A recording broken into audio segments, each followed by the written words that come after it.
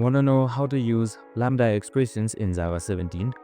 Well, no worries. If you are tired of waiting a long anonymous classes in Java, Lambda expressions make your code clean and modern, and they work perfectly in Java 17. Here's the old way. This looks messy. So you can see this code right here. It looks really messy for a 4-line code, but since this is a syntax, it looks clean. But for larger codes, it's really space taking. So now with Lambda, the same result and less code. So as you can see right here, this is great for functional interfaces or interfaces with just one method. So what this does is this helps you write a clean functional style Java. Start replacing boilerplate with lambdas. They are short, fast and elegant. I hope this video helped. If it did, make sure to like, subscribe and tune in with us for more of these videos. See you in the next one.